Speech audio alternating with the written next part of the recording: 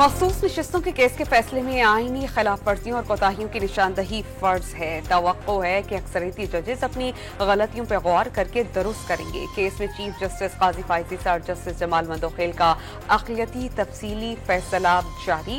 बदकिस्मती से अक्सरियती मुख्तसर फैसले के खिलाफ नजरसानी दरख्वास्तों पर समाअत नहीं हो सकी। फैसले में चीफ जस्टिस का 14 सफ़हात पर मुश्तमिल इजाफी नोट तहरीर। जस्टिस की तकर्रुरी के लिए पार्लिमानी कमेटी का इजलास जारी। सेक्रेटरी कानून ने 3 सीनियर तरीन जजेस के नाम और कवायद पेश कर दिए। Justice Mansoor Ali Shah, justice Muneeb Akhtar, justice Yahya Afridi के नाम शामिल। इजलास में Noon League, People's Party, JUI और MKM के अरकान शरीक। तहरीक इंसाफ और सुन्नी इत्तेहाद का कोई रुकन शरीक नहीं। वज़ीर आज़म ने 26 यानी तरमीम को अवाम और मुआशी और सियासी इस्तेहकाम के लिए एक संगे मील करार दे दिया। आईनी बेंच मिसाक़ जमहूरियत के विजन की तकमील है। शहबाज शरीफ तरमीम से अवाम की अदालती निज़ाम से जल्द इंसाफ और आम आदमी को आसानियाँ मिलने के लिए पुरअज़्म। आला खैबर पख्तूनख्वा का 26वीं आईनी तरमीम के खिलाफ एहतजाज का ऐलान। घर घर से लोग निकलेंगे, पूरे पाकिस्तान को बंद कर देंगे। इस्लामाबाद में हुकूमत से जान छूटने तक एहतजाज करेंगे। अली अमीन गंडापुर का 2 टोक पैगाम। और कोरम पूरा ना होने पर सेनेट इजलास जुमे की